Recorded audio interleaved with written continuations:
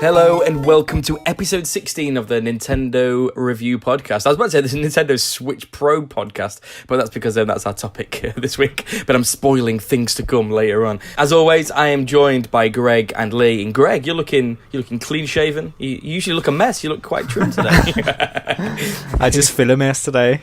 Lee, how are you? I'm fine, and I'm not wearing my pajamas. Greg's not wearing his pajamas. We must be all good. I have another apology. Last time it was for the rubbish collection and the wrong song.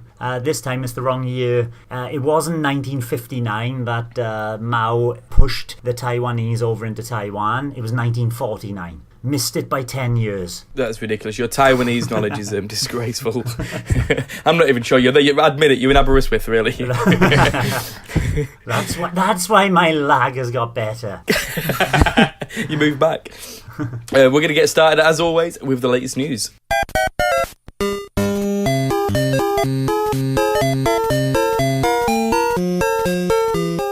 Just like last week, it is very slow news week time. I don't know when we're going to get some interesting news to talk about, but at least it'll mean for a speedy podcast. But first, I'm actually quite excited about this, and I know Greg is particularly excited about these as well. Some more NES games are coming to the Switch service tomorrow, or today, by the time this launches. We are getting Open Tournament Golf, which is genuinely brilliant.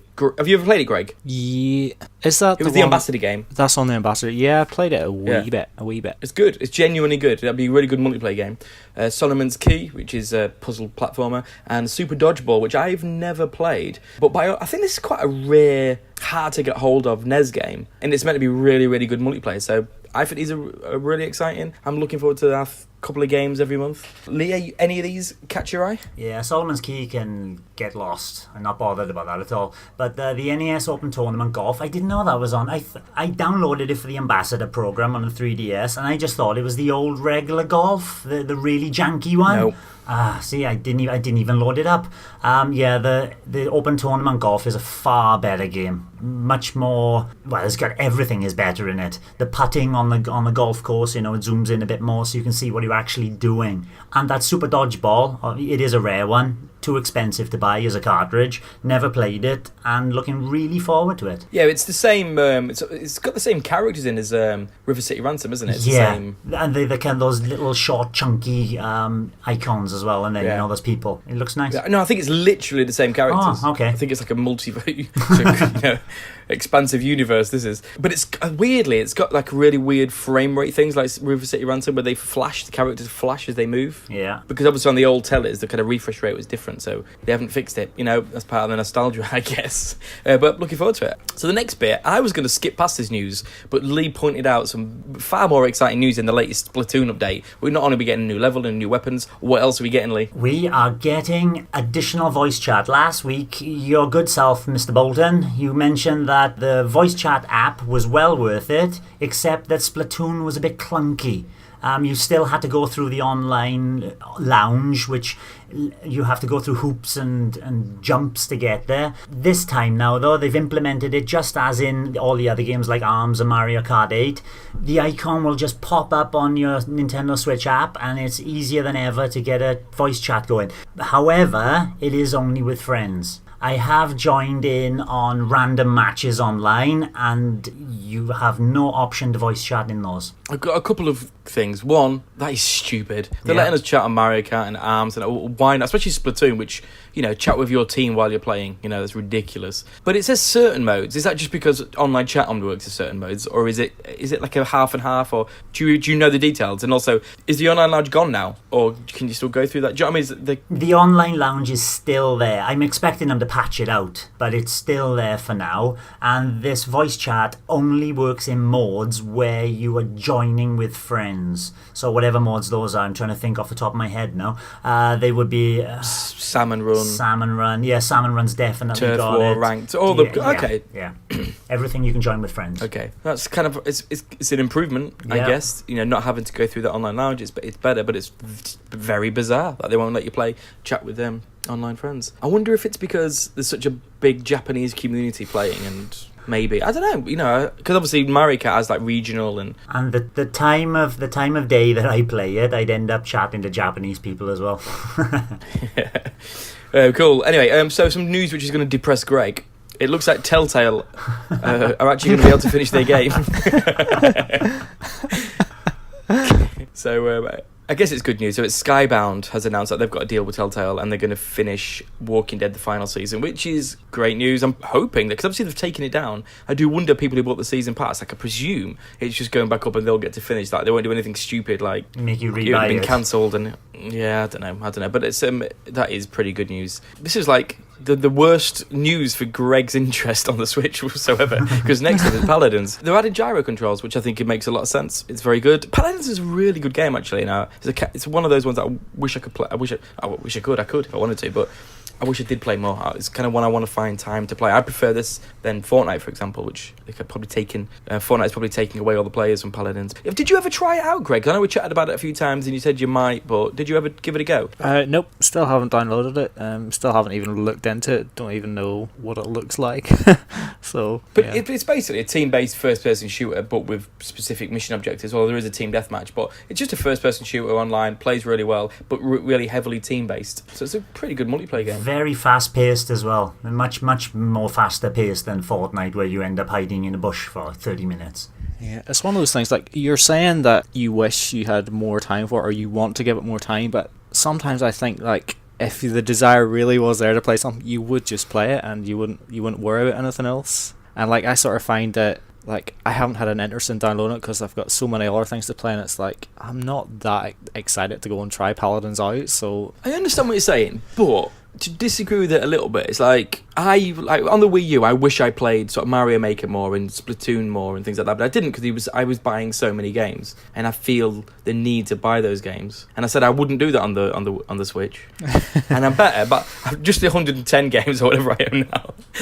So it's not that I wouldn't. I have a weird thing where, like, I almost feel like if I've got games, I need to finish them. Mm-hmm. Rather, so the idea, sometimes I may want to play another game, or I want to play Splatoon, or I want to play Paladins, or something else. But I'm like, oh no, I need to finish, Thimbleweed Park or whatever, So it's. I sort of get what you're saying, but I have a weird. I feel like obliged to finish the games I own, rather than maybe sometimes playing the games I really want to play. Sometimes I sacrifice that a bit, but. Yeah, but it's not a bad problem to have, I guess. I think you should give it a go. I think it wouldn't be. I'm sure we'd all get in a team, play it for an hour or two, and we'd have a good time.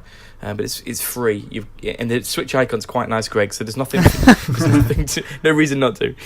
So Super Mario Party. This is like.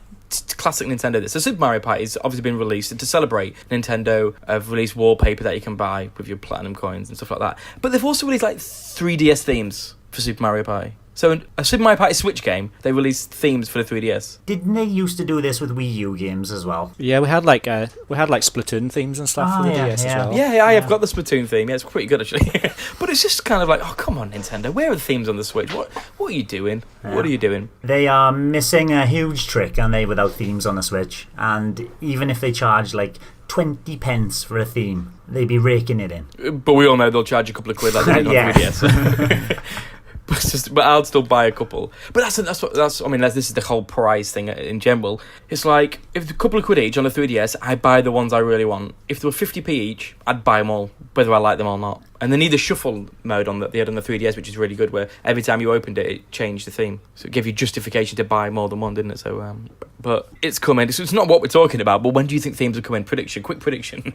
Greg, when are themes coming? July 2019. Next July, okay. That's probably pretty good guess. Lee? Thanksgiving, I'm going American because something else is going to be coming out. Thanksgiving 2019, next year. Oh okay, yeah. With the introduction of something else. A certain Switch.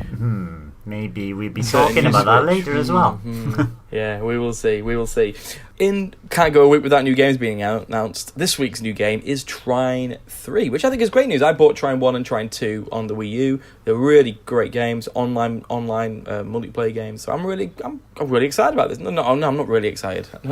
I'm so hyperbolic, aren't I? Like, everything's amazing.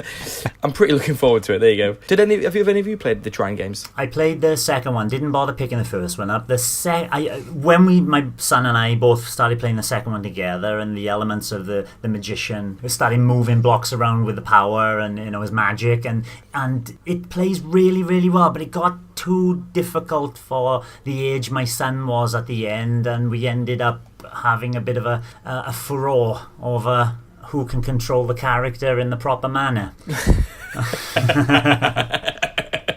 That's fair. What about you, Greg? Unsurprisingly, no, I haven't played Trine. Did you ever play Lost Vikings on the SNES? No, I didn't play that. This game was amazing. It plays like that. Where basically you got three. So even whether you got 1 players or 3 players, you got 3 characters, and they've all got different abilities, and you need to combine all the abilities to then solve puzzles. So you can do it on your own, and you can like rotate between the characters and solve the puzzles, or if there's 3 of you, you can do it together. There's a game called Lost Vikings on the SNES. It was incredible, and it's very much like that. But it's worth considering, especially I presume this one's online as well. Well, if you look at the screenshots as well, like Trine 1 and Trine 2 were 2D platformers. This looks far more like it's a 3D platformer. Oh, I have no idea. I've not actually seen it. Which if they dipping their toes and going into the 3D action, I'd like to see where they take it. They did a really good job on the 2D platformers, so I'd see if they can engage I'm looking at the screenshots interest. now. Oh god, it looks really nice. Yeah. Oh, okay, yeah. I just presumed it would be like the other 2. I'm even more excited. Yeah, I'm definitely going to get this. What about you? Like, you up for it? Yes, definitely. If it reviews well and it plays well, or maybe I'll get a review code. It didn't. The original didn't review great on the PlayStation 4, to be honest. But Trine 2 did, didn't it? That's the thing. Whatever, we'll see. But that's pretty good news. But that's it for the news. It's very, very slight. We probably won't pick up until the new year, in all honesty, when they do their big January direct. But that's good. That's good for us. So now I want to know all about Super Mario Party. What we've been playing.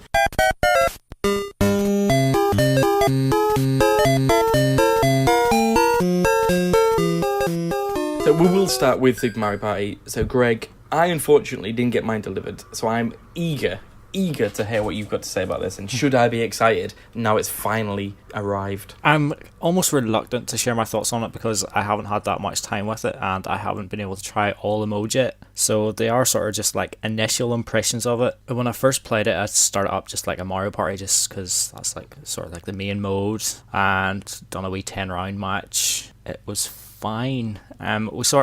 People talk about Mario Tennis Ultra Smash and being a wee bit soulless.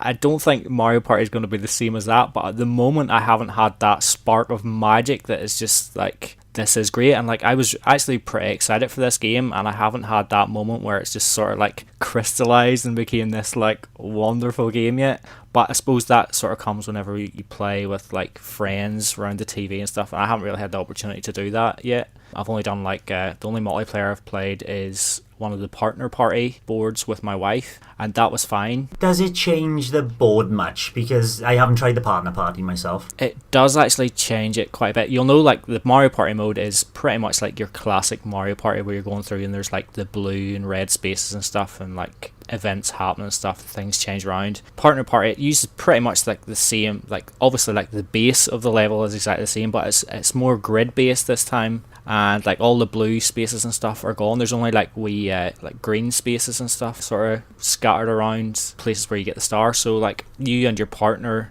are able to move through this sort of grid like independently. You'll both get a dice roll and those combine, and then like sometimes you'll run into characters on the board. Those become your allies and they give you like extra dice rolls, or like they like change what numbers are on the dice as well, so it sort of adds a wee bit of strategy and stuff to it. But if you've ever played Mario Party Star Rush on the DS, on the 3DS, it's very much that sort of structure, and I actually quite enjoyed that game. The only other mode I've played very briefly in multiplayer is there's a sound stage, it's called, I think, and it's like basically rhythm games where you like shake your Joy-Con in time with the music. You'd maybe be cleaning windows or pounding Monty moles that come up from the ground. And it's the first time my son has actually been able to play a game with us. I say able to play, like he just shaked around randomly, but to him it felt like he was able to join in. So that was fun. That was a big moment for me, I guess. But I did mention that it's maybe a wee bit soulless so far. I'm not sure. It's in some ways it feels like we had like on the Wii and the Wii U we had like the Wii party games and stuff, and to me it kind of feels like almost an extension of those with the Mario characters sort of put on it, rather than feeling like, you know, like the Mario Party games on like Nintendo 64 and stuff. They felt like they really like, I can't really describe it, like a sort of magical sort of like party, like all these people together and everything's so colourful and vibrant, and the boards are all like really like crazy and lots of different themes and stuff, and it definitely does feel a wee bit more stripped down this time. But what I will say is like the main part of Mario Party has always sort of been like playing the mini games with friends, and what I've played of the mini games so far, they've actually been really good. There's one in particular there which would be much better in multiplayer. When I've just been playing it with the computer characters, it's basically like you go into like a versus game and you have to hold a button in to blow up a balloon. So you're blowing up a balloon and you have to like blow up to like as far as you can without it bursting. But whenever you're playing with like the computer characters, they only sort of put it up to a certain amount. So as long as you put it up just a wee bit higher than them, you're going to win the game. So like there's no fear of like you and your friends just sort of like pushing each other over just the edge. trying to yeah. So like I can sort of see whenever I do get the opportunity to play with people, it's going to be so much more fun.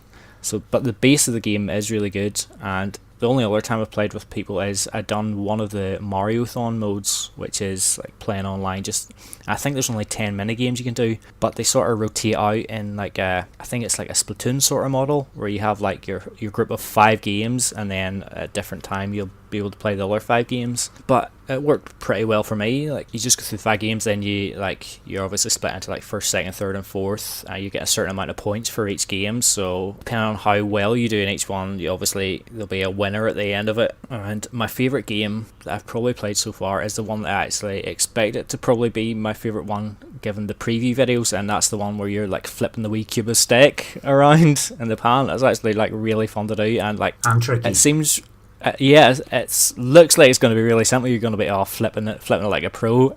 The way it just rotates on the oil in the pan and stuff, like it is tricky just to get all the sides on, but that's really But does it fun. feel good? Like it doesn't feel like the game's wangy. No, it feels like Nintendo and motion controls have generally always been pretty much on point. Like all the Wii Sports games and like Wii Sports Resort, when I was playing table tennis and stuff, it all felt like perfect to me as I imagined it. And when I see people like table tennis, when I see people game. flailing around doing it and looking like it's not working properly, it's like, no, you're not getting it. Like it always felt right to me, and this feels like just the same. Like the motion controls feel absolutely perfect when I'm flipping the pan. Yeah, everything I do is being like recreated on the screen, so can't complain there. And that online mode, is it the kind of game?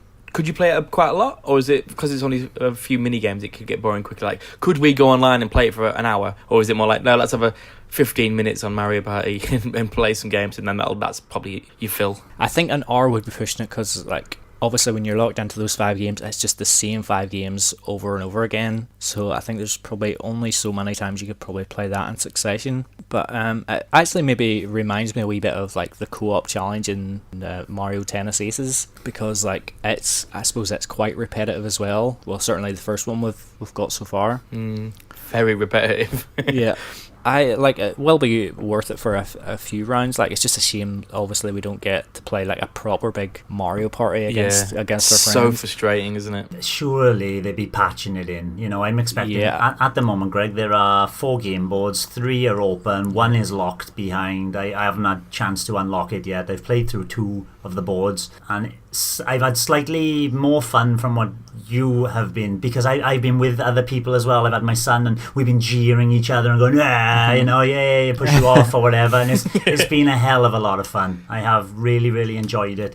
It has captured that magic for me, but it's one of those games you do need people with you. Which I thought the online part would remedy to some aspect. They need to patch in some online boards. It's so frustrating, isn't it? It's so frustrating. It's obvious. I can understand not wanting to play like a full board with like random people, because somebody maybe jump out on like the last turn or something and just your whole time's been wasted or something. Although they could just replace that character with like a computer character, I guess. But what I will say, like when I played Mario Party on like the Nintendo 64, and then I played Mario Party 4 on the GameCube, which is actually the last one I owned, I think. I always felt like, we all know like the best player doesn't always win Mario Party, but I always felt like they did have the best chance of coming out on top, like by being the best in the mini games and like collecting the most coins and stuff. What I've played of this so far briefly is, I don't feel like that is the case, and I feel Oh no, don't say that. I've lost twice to my son.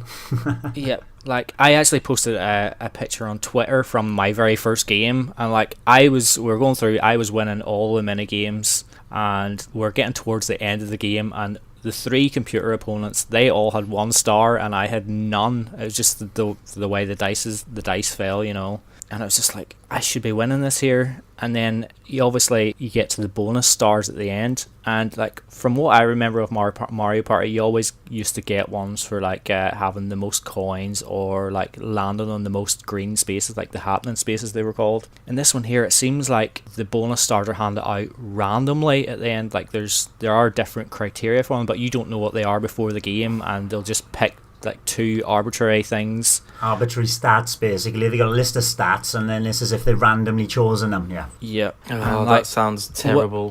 So like I thought, right, I'm probably still going to win this because of the mini games and stuff, but there wasn't a mini game star that came out. That is stupid. It should always be there. Yeah, like on my last go, I think I picked up an ally on my very last turn, and like all our characters had allies as well. And then the bonus star at the end of the game was given out to something like the best, I think it was the best ally or something, the one that was the most helpful. For some reason, I got that star.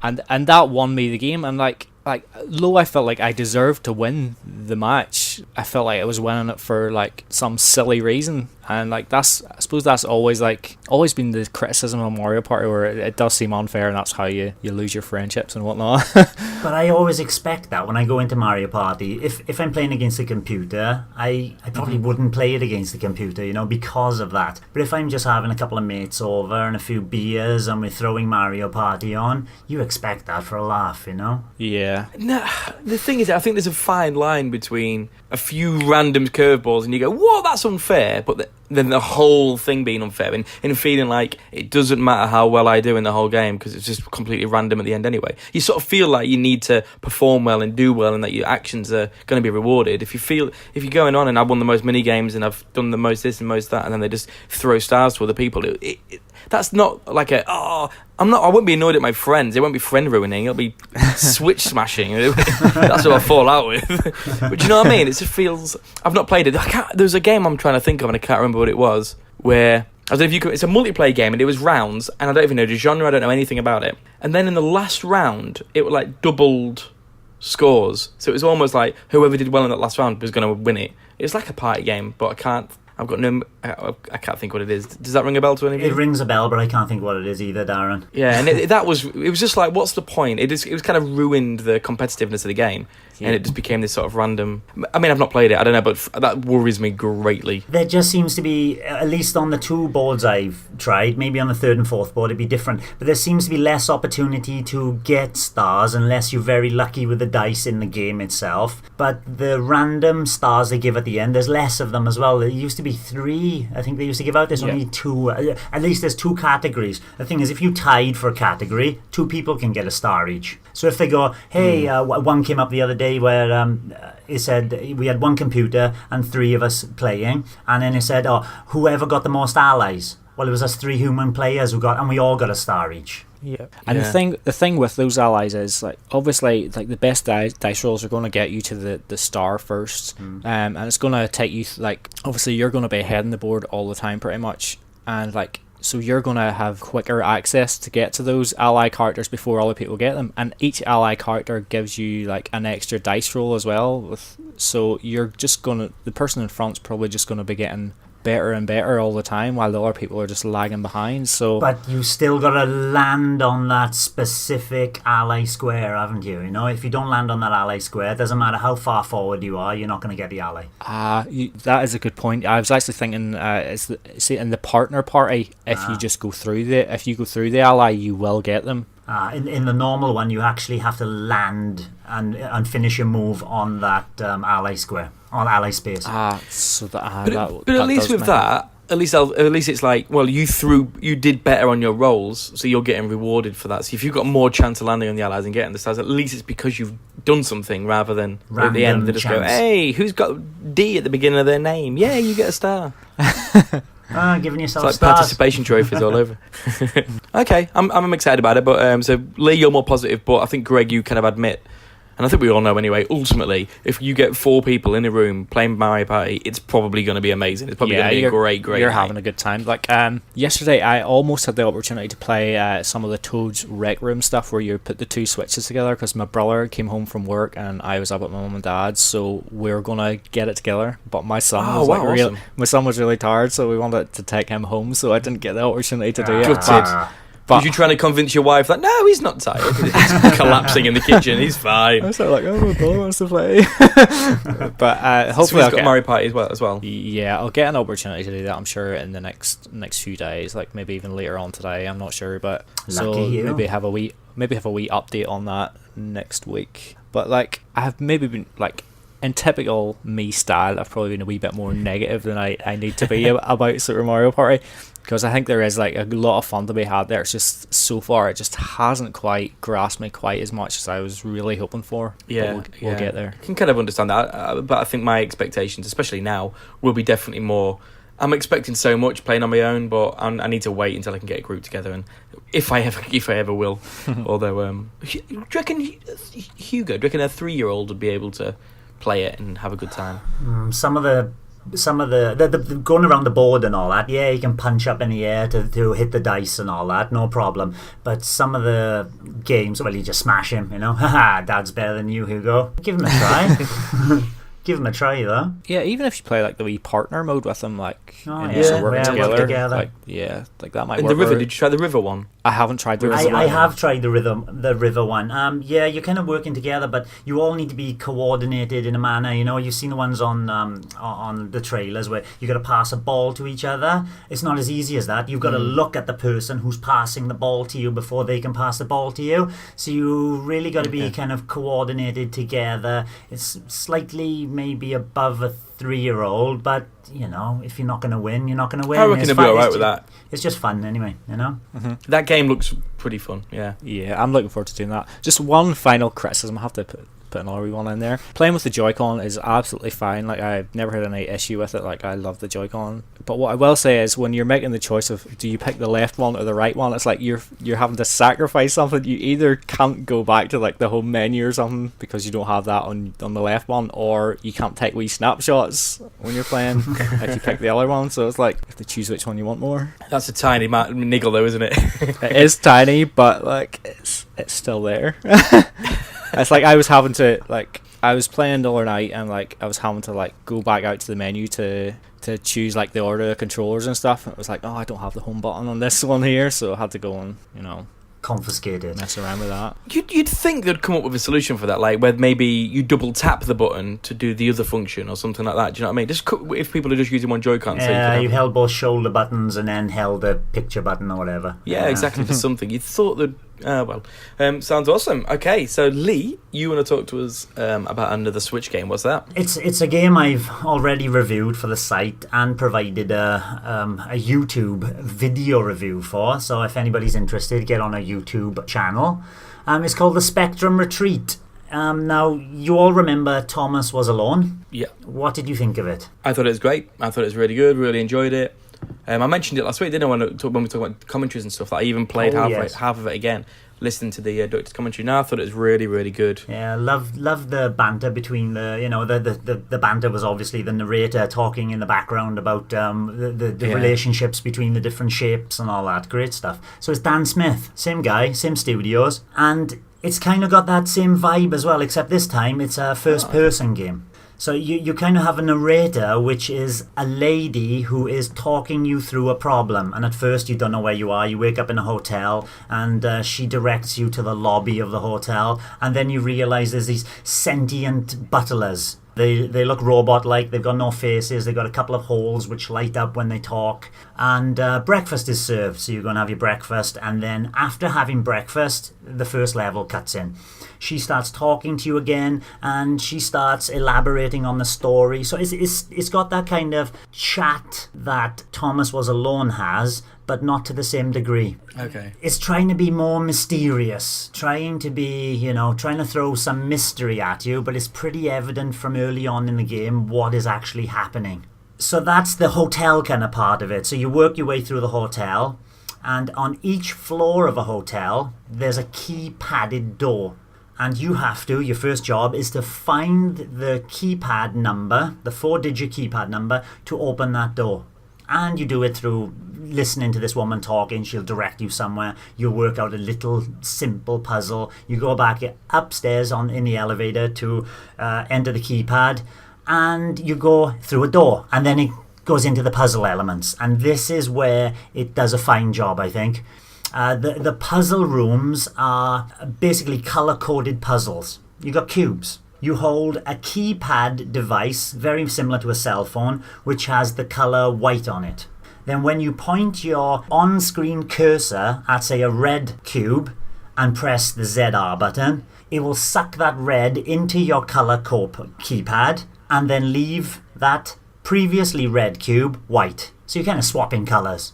And by doing that, by holding a certain color, for example, red, a previously red doorway, which is like a laser grid, is inaccessible. But by holding red, you can then get through the red door. So by positioning these blocks in certain holes and working out puzzles, you end up with like 4 colors: red, white, blue, green. Obviously the puzzles get more and more intricate and more demanding the longer the levels get. It's a very good challenge. It's not anything that will burst your brain challenging, but it does throw conundrums at you, which this is a kind of puzzle game that I kind of like. Unfortunately, the controls aren't so good. The right stick aiming is a bit too twitchy at first, so you have to kind of ramp it down a few sensitivity settings to make it so, especially when you got cubes right across the other side of the room and you need to be 3 or 4 pixels to select in the right place to get that color. Then you're going to need the cursor to be more stable. And then you've got problems turning because you can't turn fast enough. You've got to find the sensitivity that you get the best out of the game. And I think a low sensitivity where you can aim properly is a far better thing to do. So apart from going through doorways and switching and swapping and working your way through these puzzles, they have other little things as you progress up the hotel and this kind of so-called mystery that involves a boy called Robin. You keep on going up the levels of the hotel. You'll unlock additional, not abilities, but additional things you can do, like teleport pads. So as long as you've got a white keypad, your cell phone, you point at a white teleport pad and you'll be zoomed and zapped straight across the room, through walls if that happens, and straight to that teleport place. Which adds another element of trying to work out what color do I need, what color does that block over there need before I transport, because if I need a green block over there, I've got to change that green before I use the white teleport to get over there, then I can use the green over there. It gets slightly trickier. Then, on I think it's the 4th level, it adds in this extra challenge of wall-mounted pads, and you go up and just walk into the pad, so you're basically pushing the pad, and then the level will rotate so the pad is on the floor. So there are some levels where you've got pads all over around the room, so you can rotate the room basically 360 degrees by pressing the pads in the correct order.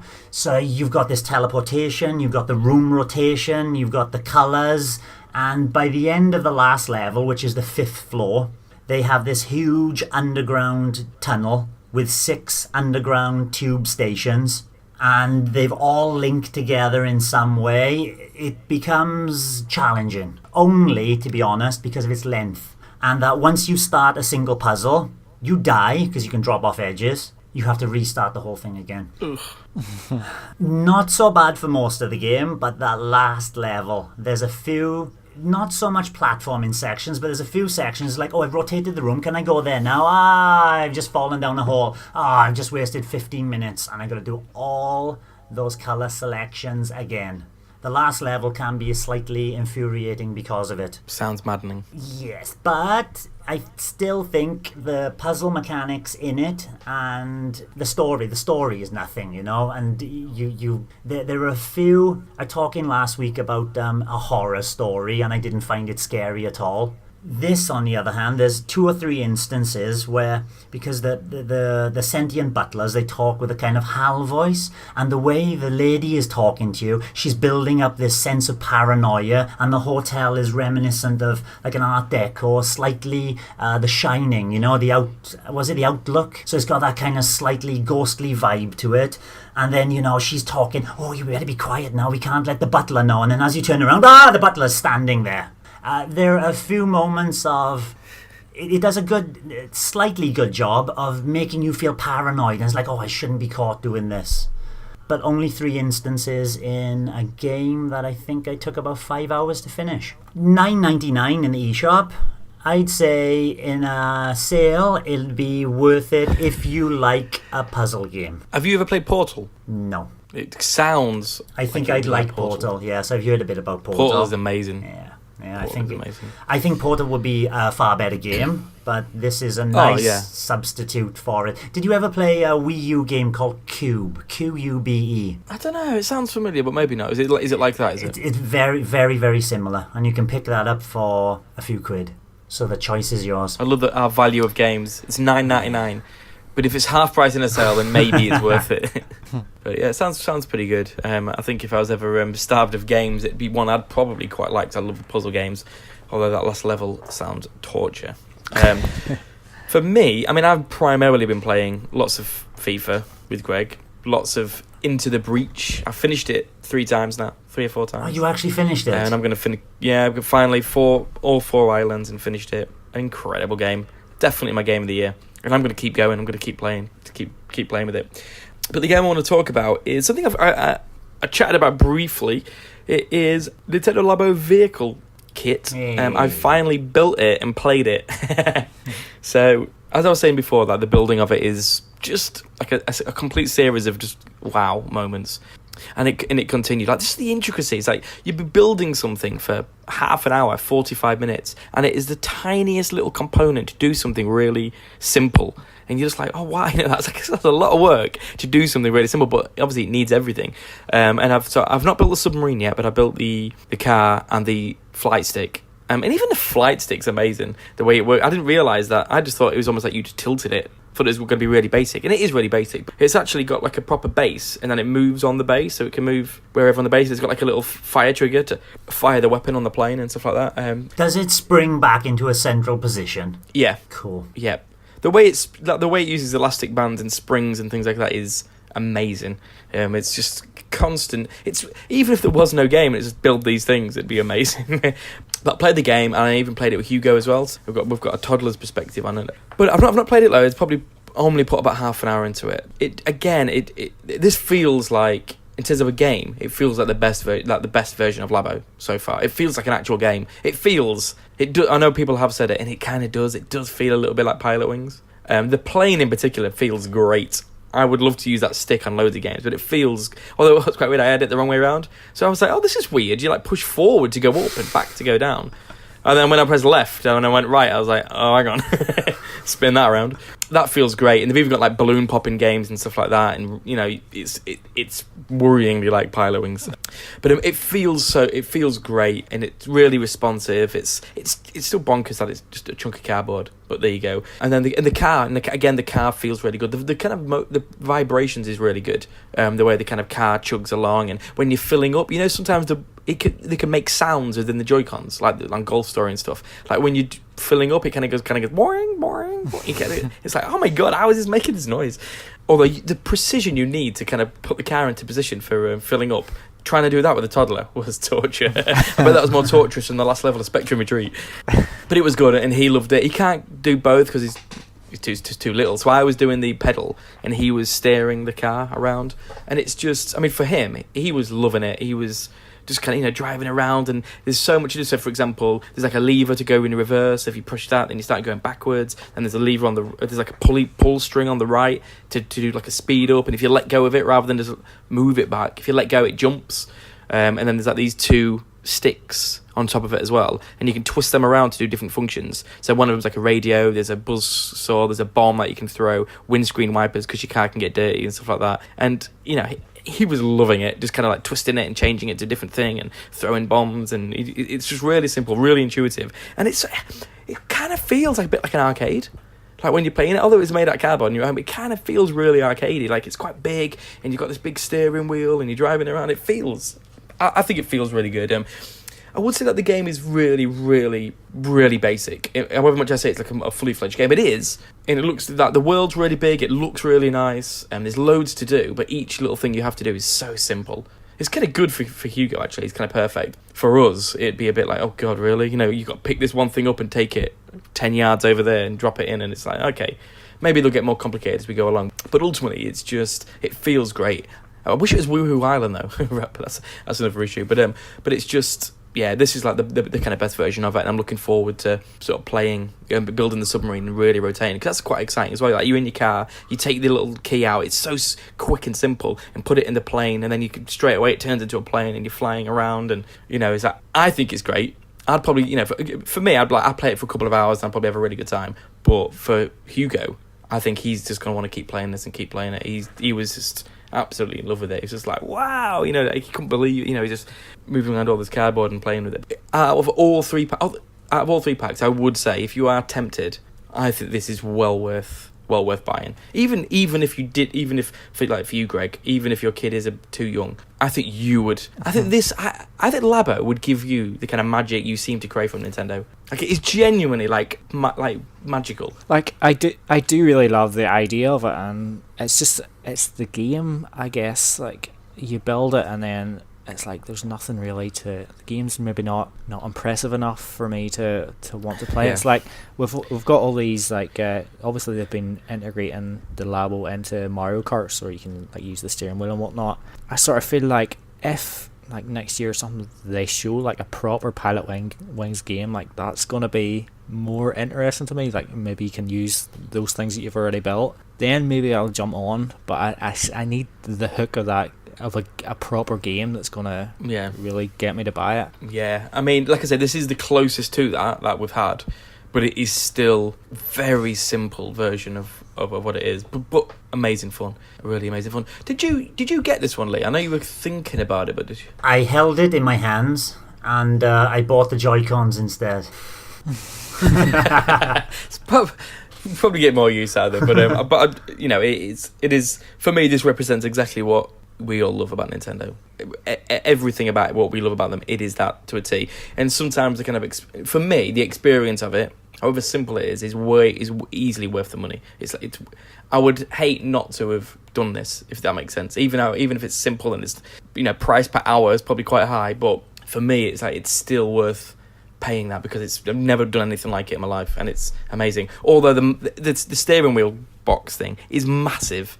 It's absolutely. I'm like, oh my God, really struggled to find a place to I have seen the steering wheel, because they have them set up in our local Smith's toy shop, so I have seen it there. And yeah, it's big, I can't imagine having all that cardboard sitting around and figuring out where to put it. Yeah, it is humongous. But that kind of, for me, in a weird way, it kind of adds to the arcadey feel of it all as well. Like this really big unit, and it's like, wow, and it does all these things.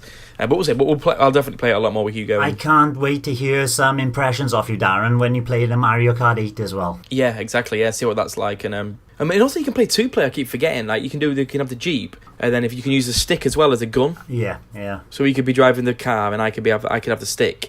And then, kind of shoot things and stuff. So I'll like I said, keep playing it and kind of update on that. But so that's how I've been playing, and I'm looking forward to playing even more. Next, we've got a listener question.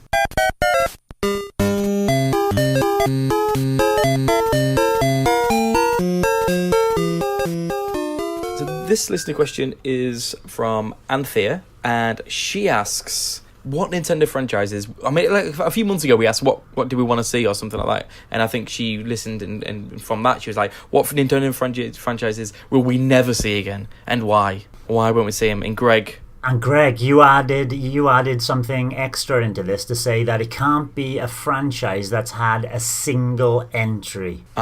Because they have gone and died already. Oh, okay. I wish you told me that. I think all my suggestions are.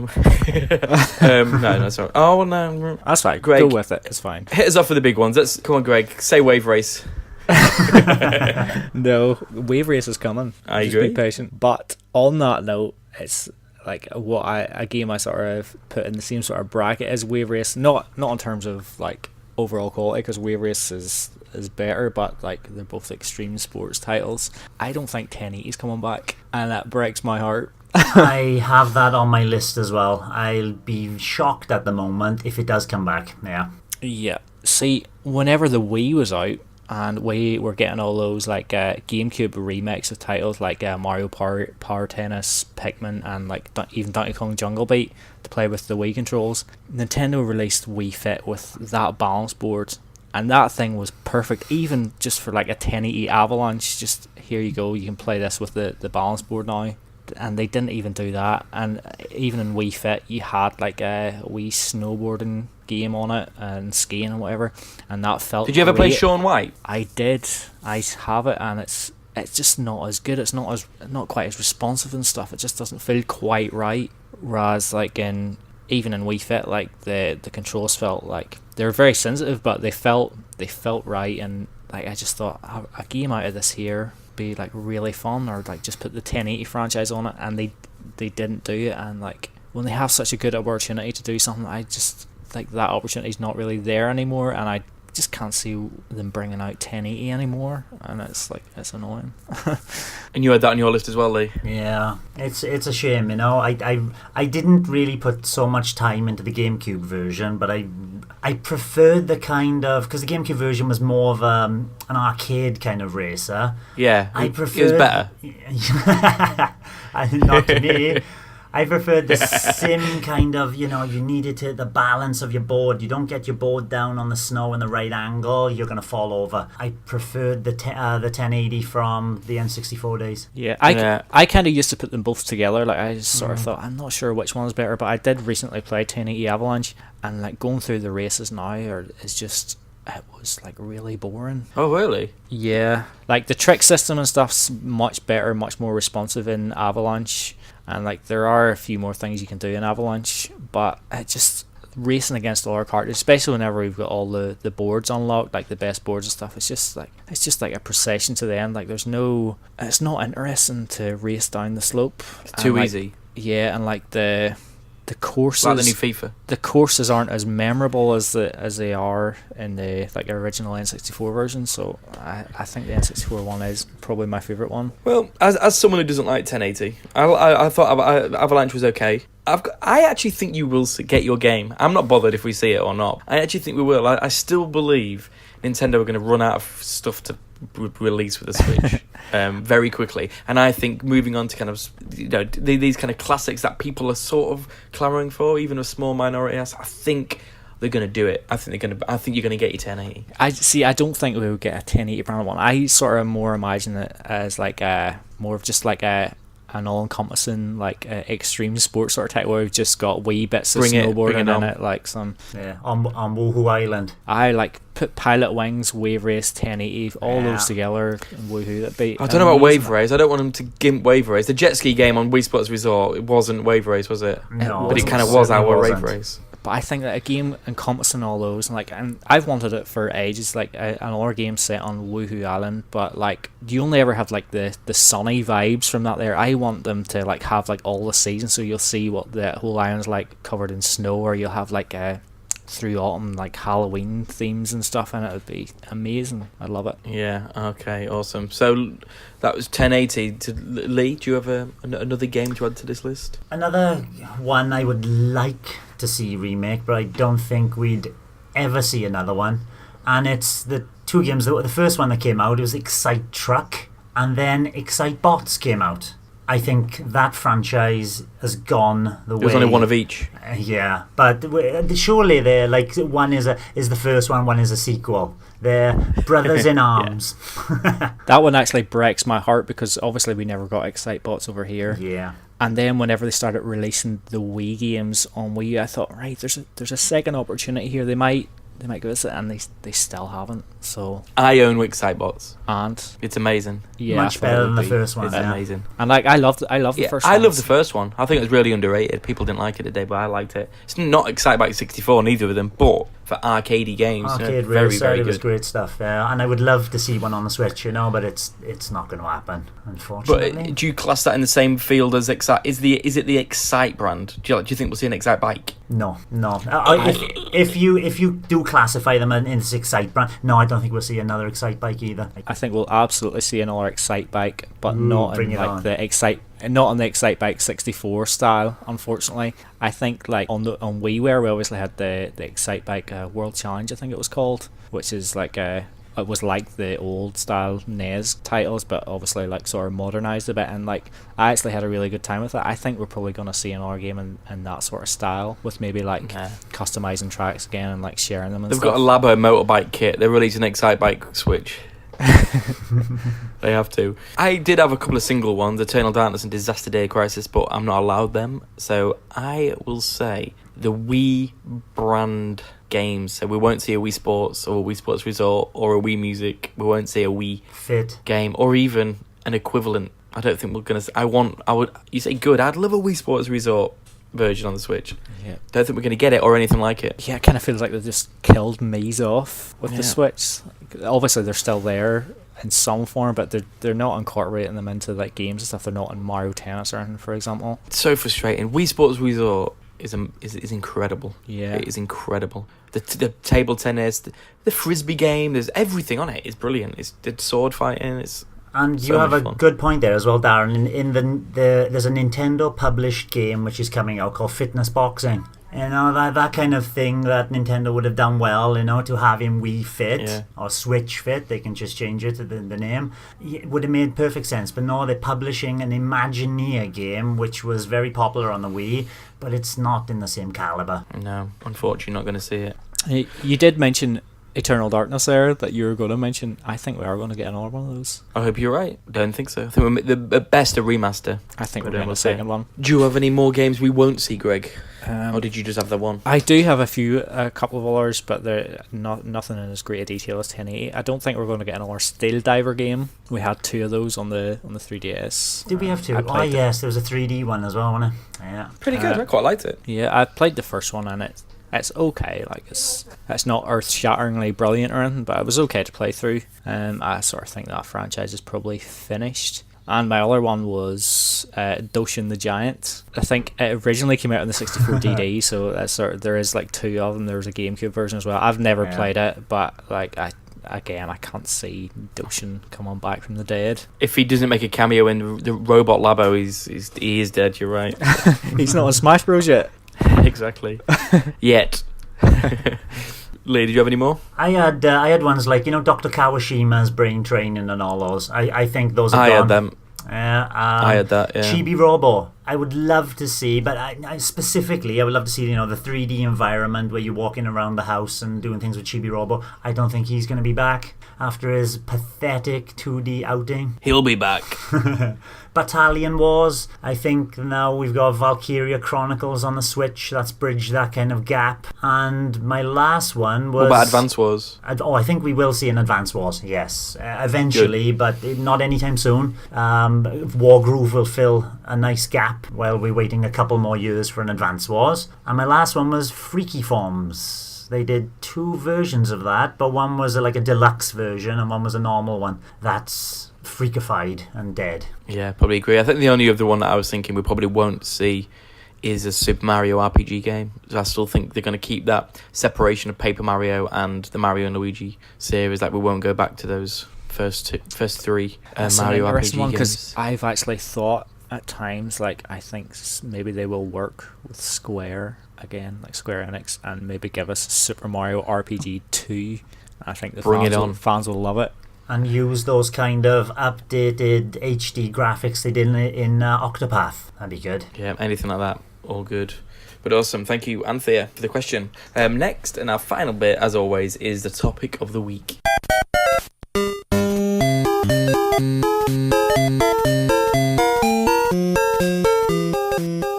So this week, our topic is obviously in the news. One thing that we didn't chat about, and it's because we're saving it for this, is the fact that the Wall Street Journal said that Nintendo were going to release a new Switch next year, maybe around the summertime. I mean, this goes on, I can remember a few months ago, there was a leak by someone who said about the Switch Pro, 4K, Resident Evil 2 was going to be a launch game. IGN actually commented on the pair from IGN, commented on it, went, no, that's not true, it's not true. And then this news came out, and then the same guy who did the reveal retweeted back at him and said, "Oh, what did you say about it not being true?" And then the IGN guy said, "Oh no, but not everything you said is, they still haven't decided on that." So pretty much all sites like IGN and Yuri, they've all kind of said, "Yeah, a new one is coming. We've kind of heard about that as well," sort of thing, but we still don't know the details on that. So it looks pretty certain a new Switch is coming next year. Around the summertime, maybe the autumn, as you implied earlier, Lee. So I guess that's what we're going to talk about. So what I want to know is, so we'll start with you, Greg. What do you want from this new Switch? What do you expect from the new Switch? And when will we see it? It's a wee bit of a tough thing to sort of split up into those sorts of categories there. I'm not overly enthusiastic about getting wee incremental updates every now and again, like with the 3D. Even though we've always had them. Like with the 3DS, for example, I held on to my original Cosmos Black one for ages until the battery sort of died, and I thought, right, it's finally time to upgrade. Bought a new 3DS, and I couldn't go back to the old one now. I love the new 3DS, but in terms of the Switch, they've sort of they really have went all in on the Joy-Cons and the way they're integrated into Labo and stuff, and the size of the unit and stuff. It's if they're doing a wee incremental upgrade on this here, it's if they do anything too major, it's not going to work with all those things that they've released so far. So I think all they can really do is maybe increase the screen size, but because obviously we've got those bezels around the side, so they've got a wee bit of real estate there to work with without actually increasing the size of the unit. So I think they'd maybe do that. And what I'd like them to do is increase the screen size, as I said, but also bump it up to maybe 1080p, or maybe even give it the same sort of performance in handheld mode that you can get on the TV. I'm not sure how difficult that would be. Maybe they could manage it now. But one of the reasons that I sort of want that upgrade is the other day I was playing Wolfenstein 2 on the Switch, and there's an acting scene in it where you're sort of handed a page with with lines on it on the scripts, and there's sections. There's sections highlighted on it with bits that I won't go into the story, but basically you have to there's heavy spoilers involved. Yeah, okay. You sort of have to read what the lines are and then sort of select the right line for your character. Because you've written the lines down on your arm, haven't you? Yep. Yeah. And you can barely make out what it says on the paper. It's fine on the TV, but I was playing it in handheld mode, and you could hardly see what it was. So I think they could do a wee bump up with that there. I'd also like more internal storage, because 32 gigabytes it's criminal in this day and age, especially with the amount, the Switch is the perfect portable system. You sort of want lots of games downloaded on it so you can take them about with you. 32 gigs not going to get you that many games on there. Even with the price of micro SD cards and stuff, to get a decent size one, you're still out quite a lot of money. So to have more storage on the system itself, 512 gig would be a nice size, but even 256 or something, that would be, you could work with that. Especially you ain't getting 512 gig. No, I'd be amazed if Nintendo even went as far as 64 gig, to be honest. But even that would be, at least it'd be an improvement of sorts. It's just so difficult on a handheld. If you look at phones as well, the size of phone, kind of storage on phones and things like that, and they cost £1,000. It's upwards of it's expensive. It's expensive. It is hard. But so you want 500 gig? You want a terabyte of storage on the next Switch? 3 terabyte, why not? But yeah, I'm gonna need all that storage space eventually. And while I don't use tabletop mode, I think a better kickstand would be a good upgrade as well. Even one before I bought this laptop, like I was looking into different tablets and stuff, maybe to buy it, and I seen like the kickstands where it's just like the whole back of it sort of just flicks out. I'd rather they did something like that for the Switch. It would be a lot sturdier. And speaking of sturdier, like the dock is quite flimsy. Like there's been lots of complaints about that start. So maybe like a slightly better dock. Like my dock at the minute is absolutely fine, but that's because I have like you know those little pads you get to put on like the bottom of like a sofa or whatever so that it doesn't scratch a wooden floor. I've got like some of those like stuck on the inside of the dock, so my Switch just slips in nice and firmly. It's like it's perfect, like there's no wobble or anything. Slips in so nicely and like it feels great, but obviously they could improve on the original design there. And maybe the only other thing would be like get a wee stylus in there somewhere, because you've got things like The World Ends With You that's coming out. I think that's, you played Severed obviously. I think maybe a wee stylus would be good for those sorts of games, and like Mario Maker if it's coming. Actually, I was just about to say that. Yeah. So you want like a boost in performance for handheld to match the telly now, but with that, they'll surely would be able to boost the telly version as well, just by default. So would you want that? And how do you feel about? So this is like a Pro, basically. You're thinking of a Switch Pro. How do you feel about a Pro-only games, or do you think they should avoid that like anything? I think they should avoid it, but I don't think they would. I think you might get some third parties that are sort of at them at the minute that are going, we could get these games on the Switch if it just had a wee bit more power. So yeah, I think. But would you take that? That's what I'm saying is like, would you prefer them to keep it clean and has to have parity with the old Switch, or if Capcom say the only way we can bring Resident Evil 2 to Switch is if we do it on the Pro? Because Lee was shaking his head, but I think I've just thrown him with that one. See, I think he would go, no, it needs to be parity. It's the only way you can get Resident Evil stuff parity. Give me the Pro. You know I'll end up buying it. It's such a difficult one, because like I hate like divisions in the market for these sorts of things. Like I hate it on the new 3DS. Like you could only play SNES games and stuff on the new 3DS, and obviously they had like exclusive games like Xenoblade Chronicles, and maybe there's another one or two, I'm not sure. But for me personally, if they did have those wee exclusive games, like I think that'll be enough for me to sort of like upgrade. So like I wouldn't be against it, but I'm sure there'd be loads of people that would be heartbroken that the Switch they've just paid like £300 odd for or whatever now can't play these new games that are coming out. Yeah. So with that, just as a recap then, so basically you want a bigger screen, a stylus, you want a TV matching performance from handheld play, and maybe a slight boost in TV play to handle games like Resident Evil 2 and things like that. And you want 3 terabytes of storage. What do you think we're going to get? What do you think this is going to be?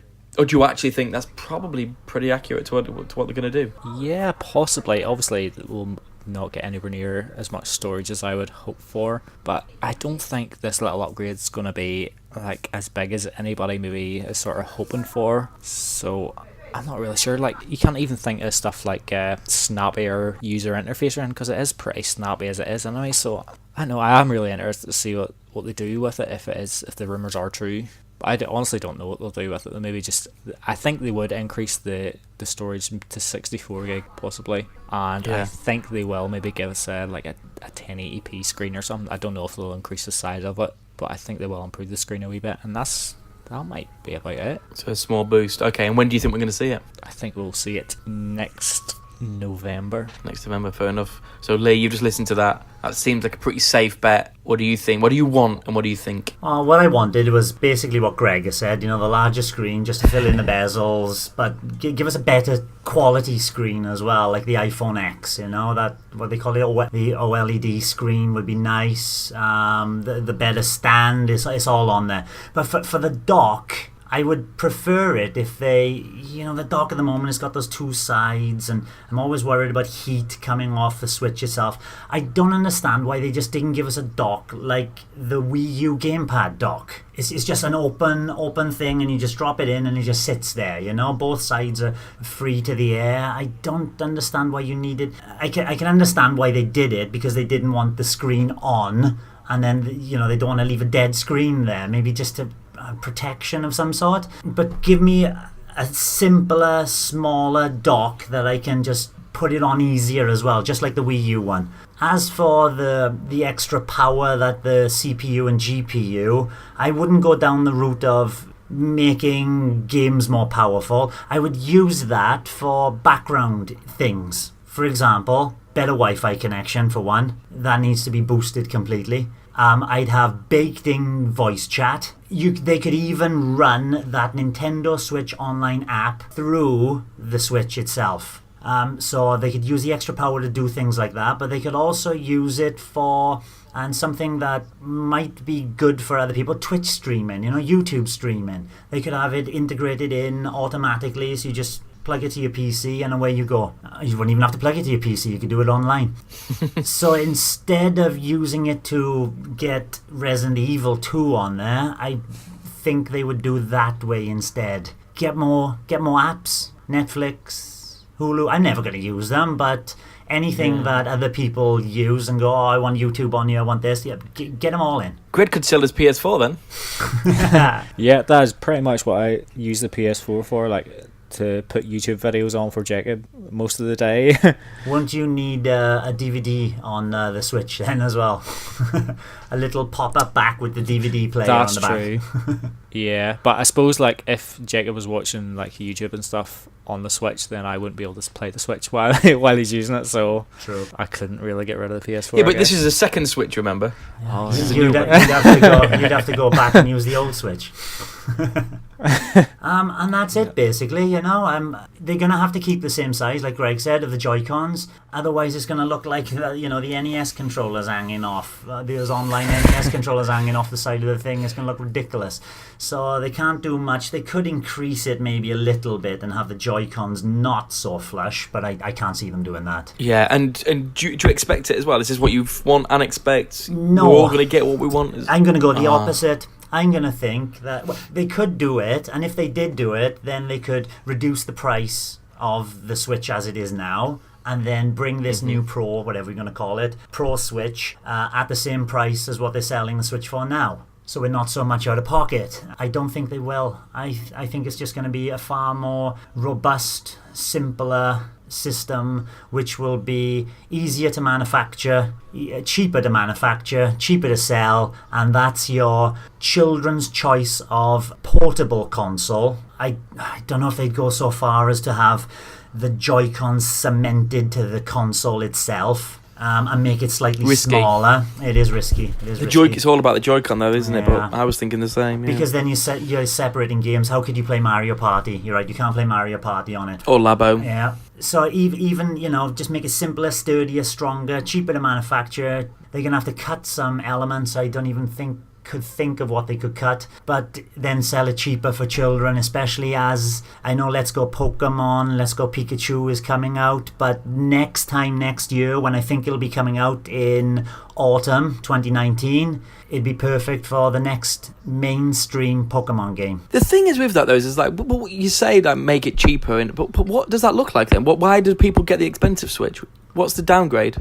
No online. Like remember the Wii Mini when it came out late? They did it with the Wii Mini. Such a cheap plasticky looking thing, and they took all like the online stuff out of it. Why would you buy this? So my initial thoughts were, what's the downgrade? It's like the 2DS, yeah, but that loses a 3D, and the original 2DS, that kind of doorstop wedge, what did that lose? That was... They didn't lose any functionality. It was just... It was a complete redesign. Yeah, it was just a redesign. But they put it, they got it to a price point where it's like 70 quid. So could they do that with a Switch? But what I'm saying is, what is that? Redesign. Because that lost 3D, it lost functionality. I think the only way they could do a cheaper one, and I bet it means like, surely they want a cheaper one because they want the families to have four Switches, don't they? Everyone a Switch, and they want, like you said, Pokemon, make it affordable for parents to go, hang on, my kid wants Pokemon. Yeah, and exactly. So a bit of me feels like the only way they can do that is if they make a solid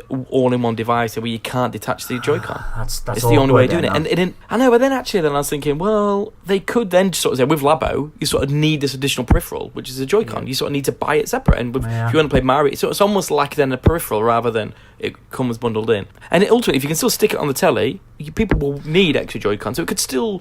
But I feel as if the only way they can release a cheaper one is to make a really solid plastic, all-in-one device with a smaller screen. Without a dock, don't put it on the telly. Just do it as a portable thing for your kids to take Yeah, away so to it's your like a bedroom. portable. Yeah, it's messaging wise, it's going to be a little bit tricky because of other games and things like that. And the way they sell pretty much every Switch game is about the Joy-Con. I could sort of see it, and it makes a lot of sense if they can release that for sub £200, then it becomes very attractive. However, I don't think it will be that. It also finally means they can bury the 3DS as well if they do that. Yeah, exactly. I think so. I think it will probably come, but next year we're going to get a boost. We're going to get Switch Pro, and I kind of just agree with you guys of what I want and what I think it will be. I want to remove that bezel. And also tabletop mode will become far more viable if that screen is filling that whole unit. I think we're going to get that. We can't make it thinner because the Joy-Cons are flush. There's only so much they can do. Make it better screen. Although I'd rather a bigger screen than a better screen. In all honesty, I'd rather. But then I've not played that, Wolfenstein, so maybe I'd change my mind. I'd rather, if there was a choice between one or the other, I'd rather a bigger screen. It's definitely going to be more powerful. And I actually think they're going to separate. I think it's going to be a bigger boost than we think, because I think they're going to have to compete with PS5 and Xbox, which are going to be unveiled next year as well. I think it's going to be a pretty meaty, powerful little device. And I think the current Switch will be the sub £200. Maybe release it without a dock. They're going to pitch that as the cheaper. Although, for me, I love the device, but those Joy-Cons are still slightly precarious on that Switch, and I would not trust Hugo to hold it too much definitely not without me being there.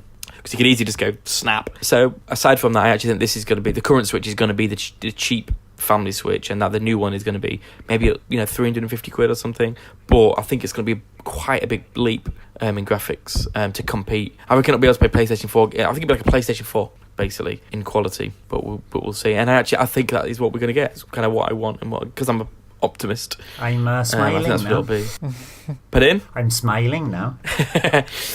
When? Yeah, I think we all think next autumn, don't we? Ready for the big season, the big push. Unless they didn't want to fight against. Well, when are the other ones due to come out? Into next year, the year after probably, wouldn't it? 2020. I can't see PS5 coming out in next year. No, it seems a bit too late. When would they announce it? Game Awards, E3. No, E3. Then he was coming out in a couple of months. That seems a bit of a push. Yeah. I think Microsoft, they maybe have the interest to get out sooner, since they are so far behind this generation. Yeah, exactly. Yeah, but obviously they've just announced their massive streaming kit, haven't they? So their big streaming platform. So that's another thing with a boosted Switch. Maybe you can handle those kind of streaming games a little bit more. And like you say, definitely better Wi-Fi. And yeah, I don't know. We'll see. But I think definitely it's going to be a heavily boosted Switch. And I kind of agree. I think that the rumor is probably true that Resident Evil 4 will probably be a launch title for it. And Resident Evil 4. Hopefully the Switch can handle the Resident Evil 4 its current form, and we get it way before next autumn. But who knows? But it's exciting. I know you said, Craig, that you don't like this iteration. I'm a bit of a tech geek. I actually get quite excited at the idea of a new Switch every couple of years. You have more money than me. I guess that would be annoying if they release this new Switch with exclusive features, and it's like I can't afford to spend a few £100 every couple of years on it. But we'll see. When do you think we'll hear about it? Not release, but when do you think we'll see? When will Nintendo tell us about it? Well, obviously not before Christmas this year. So would they do it as early as the January Direct or something? The problem with that is last time there's nothing else people could buy. If they announced it in January and it's come out to November, they could put off a lot of people buying the current Switch, thinking I'll just wait for the new one. Yeah. So will they want to make it as close a gap as possible between announcement and release? Taking that into consideration, it would be E3 then. Yeah, E3 ready for a few months later. But it's exciting, very exciting. But I'm sure I think we're all surprised at how good the Switch is. And how kind of successful it is. So hopefully we'll just keep kind of riding on that. Yeah, as always, that was good fun. And the baby didn't come, so I'm glad I could join you guys. But next week is certainly just you two. Certainly. Thanks, and thanks everyone for listening. Bye-bye. Bye. Thank you for listening to the Nintendo Review Podcast. You can find this very podcast on SoundCloud, iTunes, Stitcher, Google Play, TuneIn, and YouTube. Just search for the Nintendo Review Podcast. Don't forget to give us a review and ask us a question. We are also on Twitter, Facebook, and Instagram, where you'll find great content such as news, reviews, and streams. Of course, you'll find us at nintendoreview.co.uk. And check out our Nintendo Review Discord channel for lively discussion, meetups, and in-game voice chat. Drop by and say hello.